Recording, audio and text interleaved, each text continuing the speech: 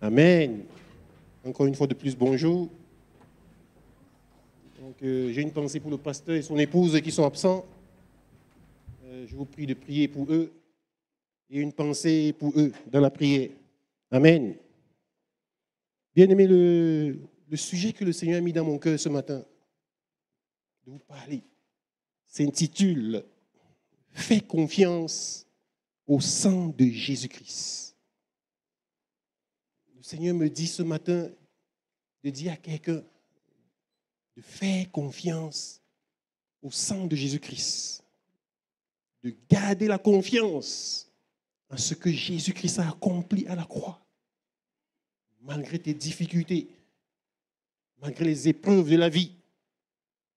Le Seigneur me dit de te dire de demeurer dans la foi, de rester ferme dans ta foi, de continuer à lui faire confiance. Bien-aimés, vous savez, on traverse tous des difficultés dans la vie. On a des rêves. Lorsqu'on est jeune, on fait des rêves. On a des visions, des pensées positives. On va atteindre des objectifs. On a des grands rêves. Comme celui dont je vais parler, un personnage très connu dans la Bible. Je vais prendre ce matin comme exemple, Joseph. Petit, on avait de grands rêves. Le Seigneur nous a donné des visions. On grandit, on grandit. Malheureusement, on fait face à des épreuves, des difficultés de la vie qui nous font oublier ces visions, douter même. On se contente du peu qu'on a. On oublie le rêve que le Seigneur avait mis dans notre cœur. Le Seigneur me dit ce matin qu'il veut réveiller ce rêve qu'il a mis en toi depuis ton enfance. Comme on va le voir, le Seigneur a prévu une solution. Il a prévu longtemps à l'avance une solution pour toi, pour tes difficultés. Peu importe les difficultés par lesquelles tu passes. Le Seigneur connaît toutes choses. Il connaît la fin avant même son commencement. Il a la solution. Ce matin, il me demande de te dire, de te confier à lui. Comme Joseph l'a fait. L'exemple que je vais prendre ce matin, Joseph. Vous connaissez toute son histoire. Petit, il faisait des rêves, des visions. Le Seigneur a mis dans son cœur des visions. Il va peut-être de manière inconfortable annoncer à ses frères, annoncer à ses parents qui vont mal le prendre. Qu'est-ce qui va arriver? Joseph va être vendu par ses frères. Vous imaginez? Il a été vendu par ses propres frères.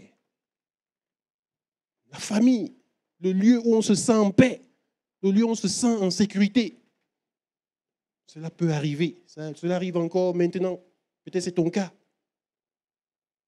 Tu te sens trahi par les personnes en qui tu avais confiance. Le Seigneur veut te relever ce matin. Joseph, il sera vendu par ses frères. Il arrive chez Potiphar, là où il semblait avoir une stabilité, un semblant de stabilité, de paix. Il s'est adapté à sa situation, à sa nouvelle situation, au service de Potiphar. Qu'est-ce qui va se passer? L'ennemi, comme si cela ne suffisait pas, il va attaquer, même il va s'attaquer à sa dignité. Il sera accusé de viol. Waouh! Bien-aimé, ça peut être ton cas aujourd'hui. Tu as oublié ton rêve, tes visions que tu avais, que le Seigneur a mis dans ton cœur. Tu te contentes de ton CDI, de ton SMIC. Tu es en paix. Mais il y a un collègue qui te met les bâtons dans les roues, qui te crée des problèmes. Tu ne sais pas pourquoi, c'est l'ennemi. Mais le Seigneur a la solution. Il a la solution comme il l'a eu pour Joseph. Il a la solution pour toi. La solution, c'est dans le sang de Jésus-Christ. Je vais vous démontrer ce matin, bien-aimé, par cette histoire de Joseph, comment le Seigneur avait tout planifié, non seulement pour libérer Joseph de sa prison, de la prison où il va arriver, mais pour te libérer aujourd'hui. 4000 ans, il avait déjà annoncé l'avènement de notre Seigneur Jésus-Christ, ce qui allait s'accomplir à la croix. On va le voir. Amen. Donc pour cela, je vais vous inviter à ouvrir vos Bibles dans Genèse 40, verset 1. Genèse 40, verset 1. On va lire, vous connaissez moi la parole. Pour moi, c'est la lecture, la parole, parole, parole. Je laisse la parole s'exprimer. Genèse 40, verset 1. Je lis la parole de Dieu. Après ces choses, il arriva que l'échanson et le panetier du roi d'Égypte offensaient leur maître, le roi d'Égypte. Verset 2, Pharaon fut irrité contre ces deux officiers, le chef des échansons et le chef des panetiers. Verset 3, et il les fit mettre dans la maison du chef des gardes, dans la prison, dans le lieu où Joseph était enfermé. Verset 4, le chef des gardes les plaça sous la surveillance de Joseph, qui faisait le service auprès d'eux. Et ils passaient un certain temps en prison.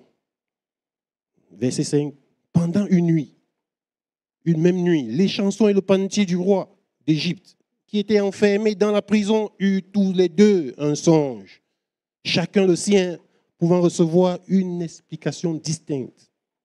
Joseph étant venu le matin vers eux, les regarda et voici, ils étaient tristes.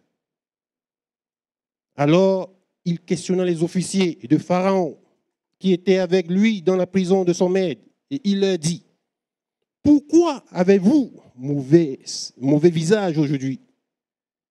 Ils lui répondirent, nous avons eu un songe et il n'y a personne pour l'expliquer. Joseph leur dit, n'est-ce pas à Dieu qu'appartiennent les explications? N'est-ce pas à Dieu qu'appartiennent les explications? Laissez-moi ouvrir une petite parenthèse par rapport aux rêves qui sont négligés en cette époque. Pour vous situer dans le contexte, à cette époque, les rêves étaient vraiment pris en considération. Lorsque Joseph va expliquer son rêve à ses parents, ils vont immédiatement l'analyser. Mais ce n'est plus le cas aujourd'hui. Mais bien aimé, le Seigneur parle encore aujourd'hui par les rêves. Job 33 nous dit que lorsque nous sommes plongés dans un sommeil, le Seigneur vient nous visiter par des rêves, des songes, pour sceller l'instruction. Donc, c'est un conseil que je te donne comme ça en passant. Si tu traverses par des difficultés, tu as des décisions importantes à prendre avant de dormir, après ta prière, dis au Seigneur, viens me visiter, parle-moi, dis-moi ce que je dois choisir comme solution. Et il le fera, je vous le promets, il le fera. Il le fait encore aujourd'hui. Ne négligeons pas nos rêves, nos songes, notre sommeil. Beaucoup disent qu'ils ne rêvent pas, c'est parce qu'on est perturbé par les tracasseries de la vie, la distraction. Et c'est ce qu'on peut retrouver dans nos rêves. Je vous assure, si vous êtes concentré, consacré à l'Éternel, il vous parle tous les jours par les rêves, parce que c'est son désir. Amen. Donc je referme la parenthèse. Donc Joseph va dire, racontez-moi donc votre songe. Genèse 40, verset 9, le chef des échansons raconta son songe à Joseph et lui dit, dans mon songe, voici il y avait un cep devant moi. Verset 10, ce cep avait 3 sarments. Soyez attentifs si vous voulez recevoir la révélation. Ce cep avait 3 sarments. Quand il eut poussé, sa fleur se développa et ses grappes donnaient des raisins mûrs. Verset 11. La coupe de Pharaon était dans ma main.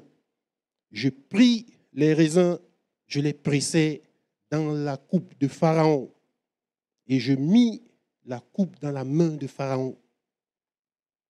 Amen. Il prit les raisins. Vous allez comprendre pourquoi tout à l'heure. Et nous venons de célébrer cela. Amen. Verset 12. Joseph lui dit, en voici l'explication.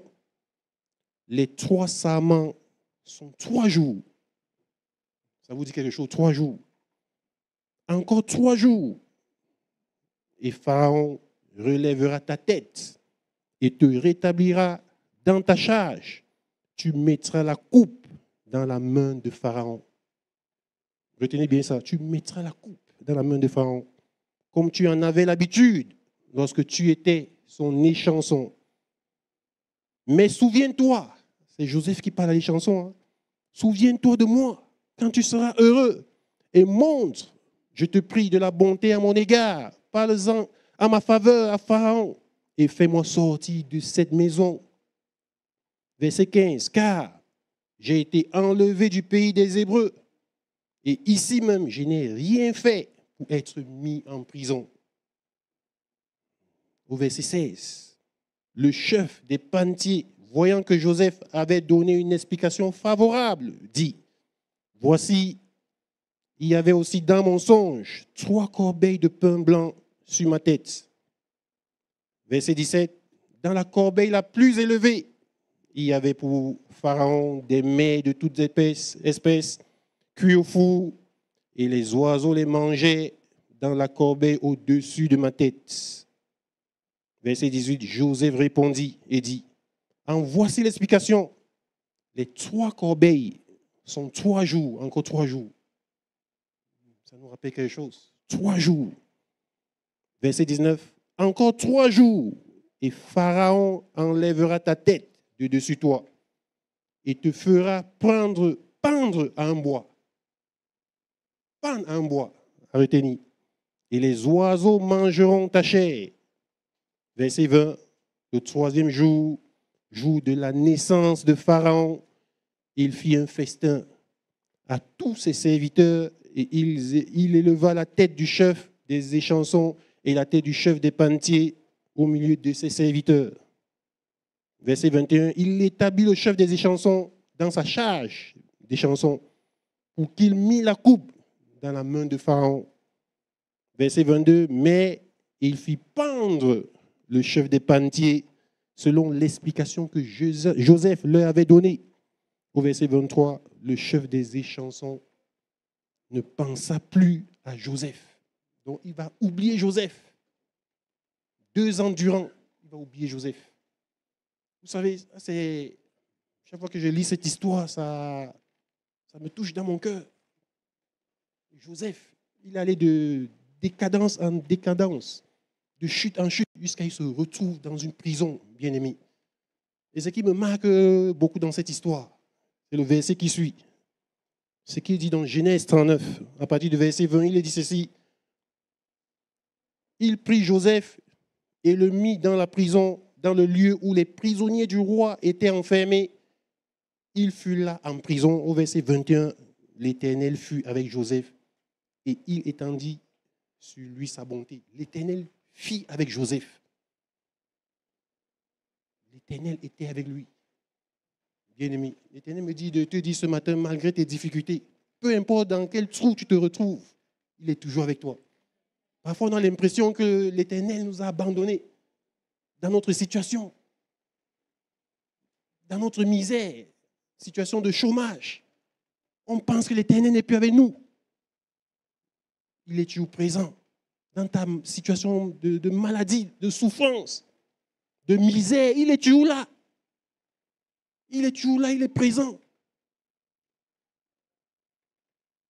Il a toujours sa main sur toi, bien-aimé. Ne regarde pas la situation par laquelle tu passes. Ne regarde pas aux difficultés par lesquelles tu traverses. En ce moment, pour établir la présence ou non de l'Éternel avec toi, il est présent. Amen. Donc, comme je le disais tantôt, pour ceux qui l'ont compris, et c'est que beaucoup l'ont compris, on voit que 4000 ans avant, l'Éternel, notre Dieu, le Dieu que j'essaie avec fierté, il avait déjà établi le plan. Il fait déjà là l'évangile de la Sainte Seine que nous venons de célébrer. Vous y croyez? 4000 ans avant que Jésus-Christ n'arrive, l'Éternel Dieu est déjà en train de nous parler de la Sainte Seine. Le panetier, c'est ce qu'on pourrait appeler aujourd'hui le boulanger. Le panetier, c'est lui qui sert le pain au roi. C'est le boulanger. On sait ce que représente le pain. Je l'ai dit tout à l'heure, ça représente le corps de Jésus-Christ. Amen. Les chansons, c'est celui qui sert le vin au roi. C'est un poste de confiance. C'est-à-dire, avant de servir le vin au roi, il goûte d'abord. Le roi le regarde quelques secondes, il voit s'il ne tombe pas, il dit, ah, c'est pas empoisonné, et il consomme. C'est ça le rôle de l'échanson. Être au service, préparateur du vin, goûter et le servir au roi. Et on sait ce que symbolise le vin. On l'a célébré tout à l'heure. Le vin symbolise le sang de Jésus-Christ. Le sang de Jésus-Christ. On va voir comment l'Éternel Dieu va opérer pour sauver Joseph en prélude à ce qu'il allait faire plus tard pour sauver l'humanité. Et par là, tu vas découvrir ce qu'il fait aujourd'hui encore pour te sauver, ce qu'il va faire pour te sortir de ta situation actuelle. Est-ce que tu le crois? Amen.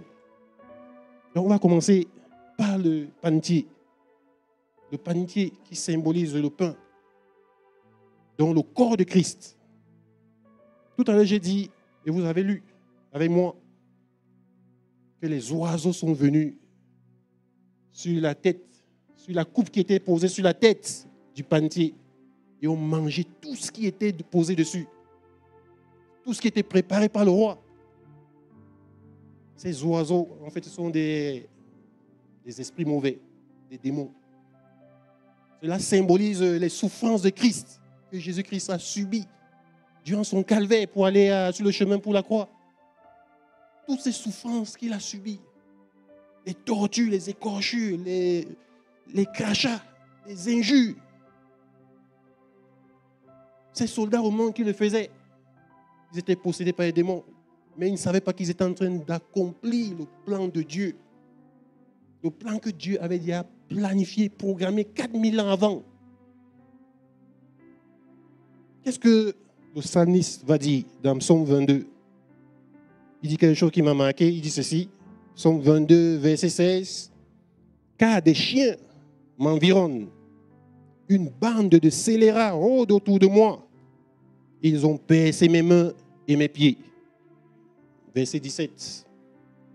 Je pourrais compter tous mes os.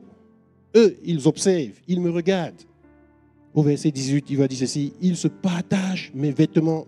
Ils tirent au sort ma tunique. Donc, le psalmiste, il annonçait déjà ce qui allait arriver à Jésus-Christ. Amen.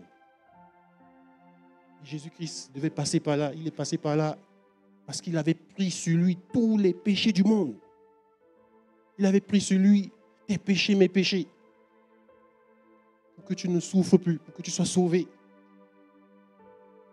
Amen. Qu'est-ce que Paul nous dit dans Galates 13? Galates 3, verset 13, pardon. Paul nous dit ceci. Christ nous a rachetés de la malédiction de la loi, étant devenu malédiction pour nous, car il est écrit, maudit est quiconque est pendu au bois. Dans la lecture sur Joseph, on a lu, on a parlé, on a dit que le panetier devait être pendu au bois. Vous voyez comment l'Éternel Dieu est magnifique. Il annonçait déjà là que Jésus-Christ allait être pendu au bois. Jésus-Christ allait être crucifié. Pour toi, pour moi, Jésus-Christ est la solution, mon frère et ma soeur. Jésus-Christ est la solution à tes problèmes.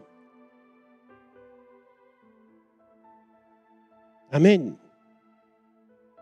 Bien-aimé Joseph, on l'a vu, lui, il a fait confiance à les chansons et non au panetier.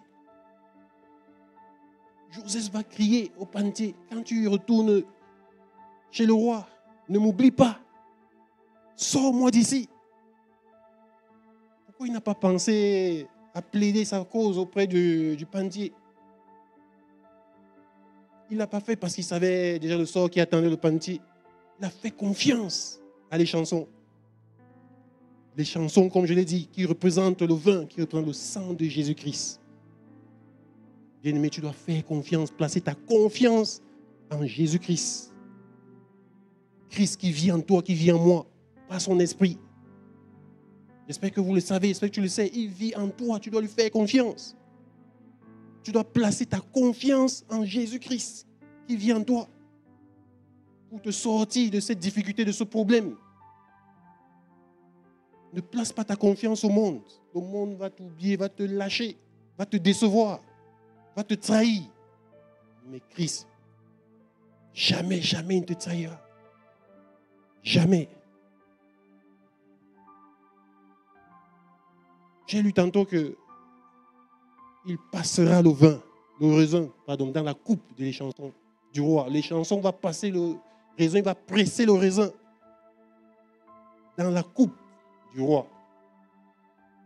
Qu'est-ce que cela symbolise? Vous vous souvenez, Jésus-Christ, après sa résurrection, lorsqu'il va apparaître aux disciples, aux maris et consorts, qui voudront le toucher, il va dire non, non, non, ne me touchez pas. Ne me touchez pas, parce que je ne suis pas encore retourné au Père. Je n'ai pas encore été glorifié.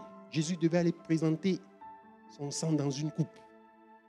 Il devait aller présenter ce sang précieux qu'il a coulé pour toi, pour moi, au Père, afin d'être glorifié.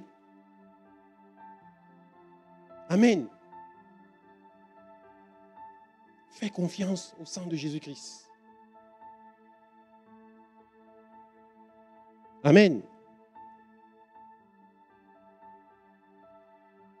Pourquoi, dans cette histoire du panti et de l'échanson, Dieu va nous parler du panti? Parce qu'il aurait pu parler uniquement de l'échanson, mais il va insister également sur le panti, sur les souffrances de ce panti. C'est parce que Jésus-Christ devait subir, bien-aimé, les souffrances.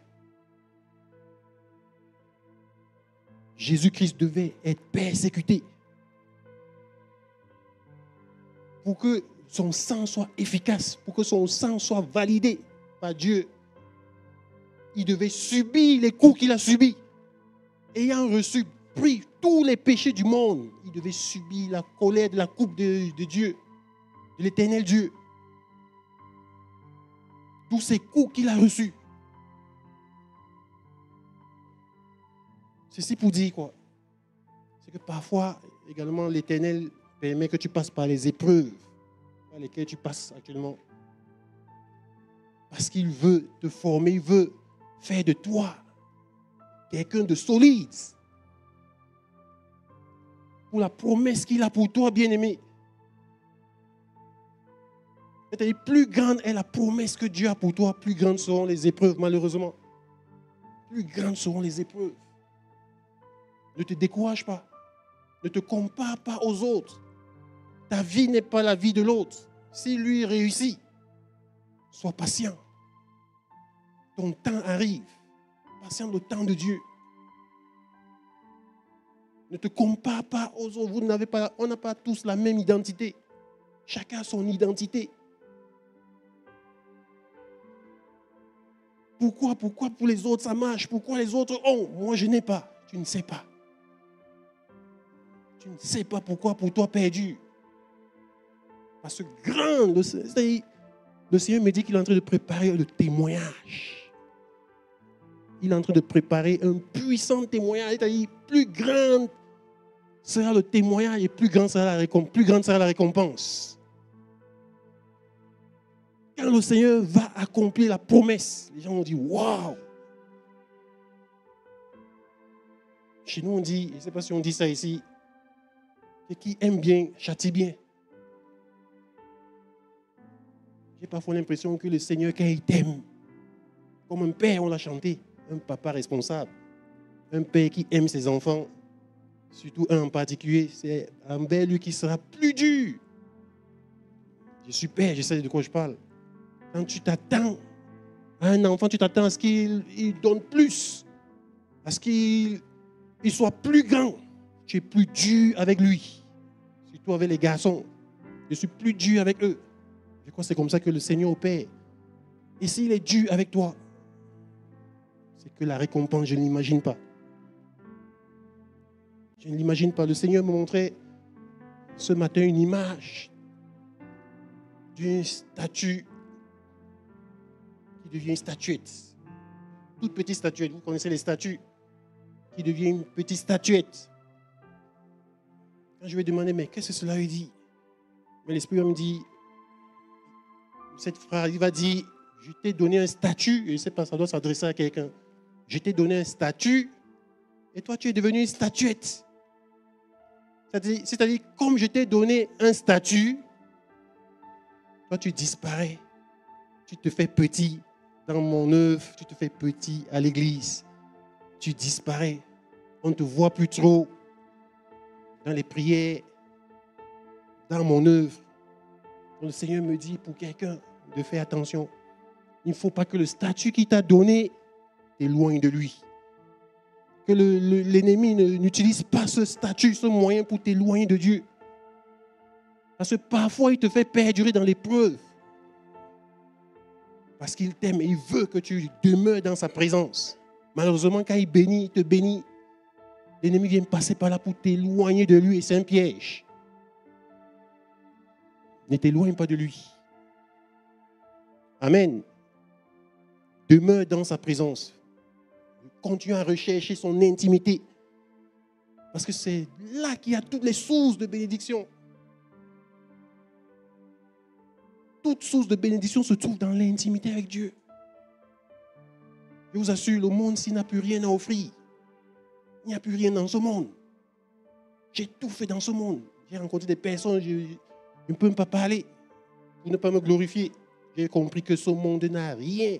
On envie ces personnes, ils n'ont rien. Dans leur chambre, ils sont tristes, malheureux. Pourtant, ils ont tout. Nous, on a tout, mon frère, ma soeur. La paix de Christ. La joie.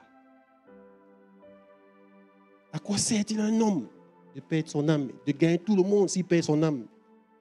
Mais à combien tu évaluerais une âme? Bien-aimé, comme je l'ai dit tantôt, le Seigneur revient bientôt. Garde ton âme parfaite. Ne cède pas à la tentation. Tiens ferme face aux épreuves, mon frère, ma soeur. Amen. J'aimerais parler de la loi. Maintenant, la loi face au sang de Jésus-Christ.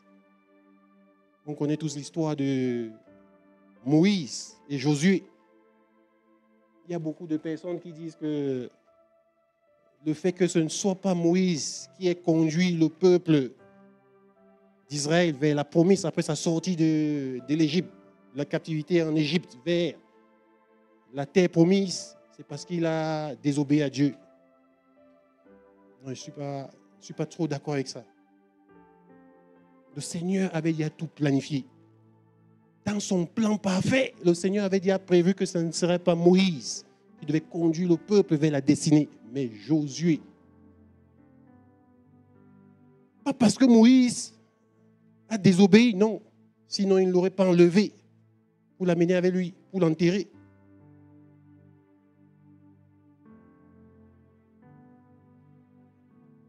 Josué,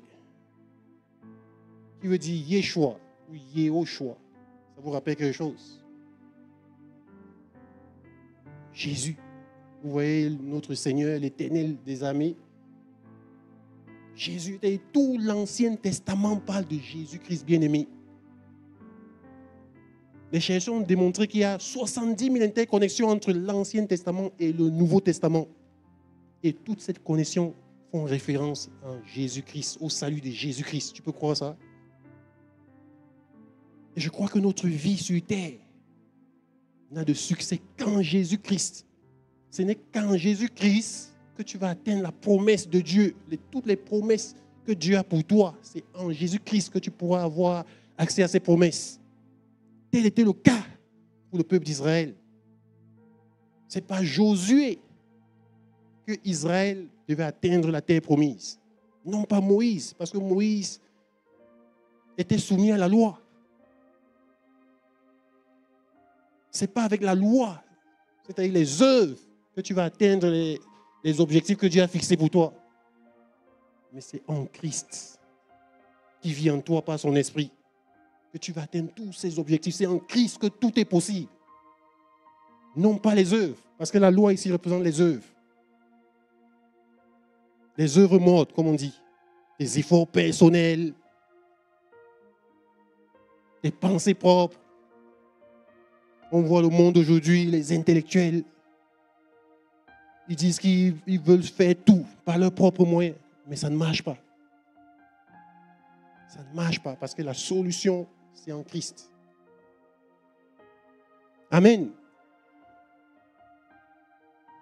Est-ce que vous êtes avec moi? Donc c'est Josué, Yeshua, c'est-à-dire qui était le signe annonciateur de la venue de Jésus-Christ. C'est lui qui devait conduire le peuple d'Israël vers la terre promise, vers Canaan. Parce que Dieu l'a voulu ainsi, dans son plan parfait. Ça ne devait pas être Moïse. Amen. C'est pour ça que tu dois obéir pour réussir dans ta vie, mon frère, ma soeur. Tu dois obéir à Christ qui vit en toi. C'est ça, faire confiance au sang de Jésus-Christ. C'est obéir à Christ qui vit en toi par son esprit. Comme je le disais tantôt, tu lui poses des problèmes, tu fais face à des difficultés, à des choix. Tu discernes sa pensée et tu obéis. Cela te mènera droit au succès. Qu'est-ce que la Bible nous dit dans 1 Samuel 15 au verset 22? Samuel dit ceci. L'Éternel trouve-t-il plaisir dans les holocaustes et les sacrifices comme dans l'obéissance à la voix de l'Éternel? Voici, l'obéissance vaut mieux que les sacrifices. Et l'observation de sa parole vaut mieux que la graisse des béliers. Bien-aimé, l'obéissance à la parole de Dieu vaut mieux que tous les sacrifices que tu peux faire. Qui parle d'obéissance, parle également de foi. Quand tu obéis à cette voix, la voix de Christ qui te parle par son esprit, c'est ça la foi, parce que la Bible dit que la foi vient de ce qu'on entend, et ce qu'on entend vient de la parole de Dieu. C'est pour ça que Jésus-Christ disait, il est mieux pour vous que je m'en aille, afin que l'Esprit consolateur vienne. L'enseignant, il vous rappellera tout ce que je vous ai enseigné. Il vous dira les choses que je lui dirai, basées sur la parole. Le Saint-Esprit est là pour nous conduire dans la parole. Obéir au sang de Jésus-Christ. C'est obéir à cette voix de l'Esprit qui te parle, au travers de Christ qui vit en toi. Amen.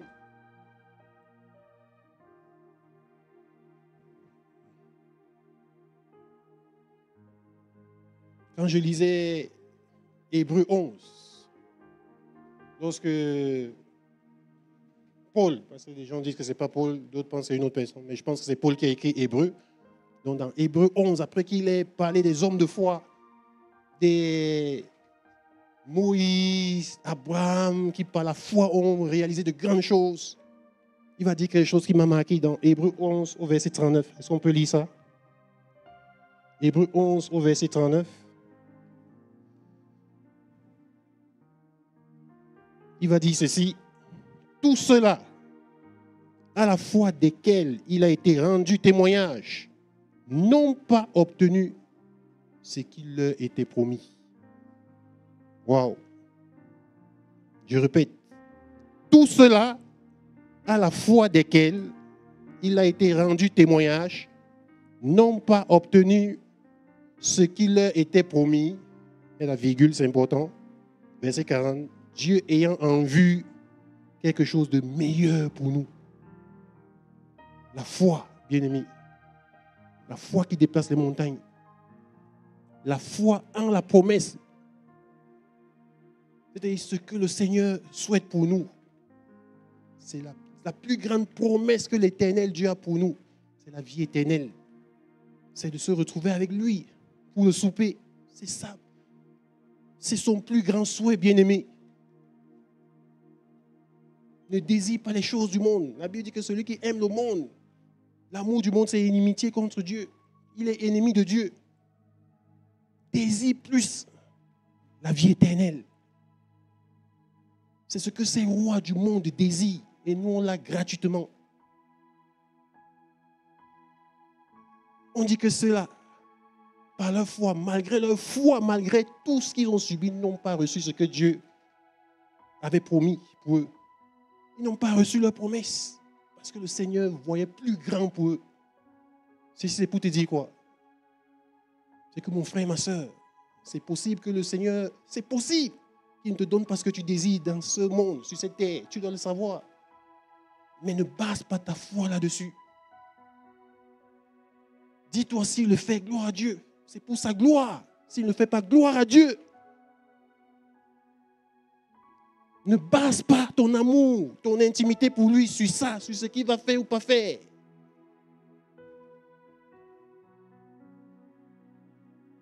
Parce que la plus grande récompense est celle qui est certaine, c'est la vie éternelle.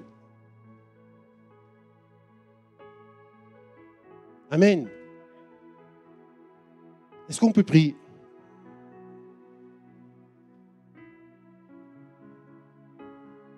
Est-ce qu'on peut se tenir debout pour prier?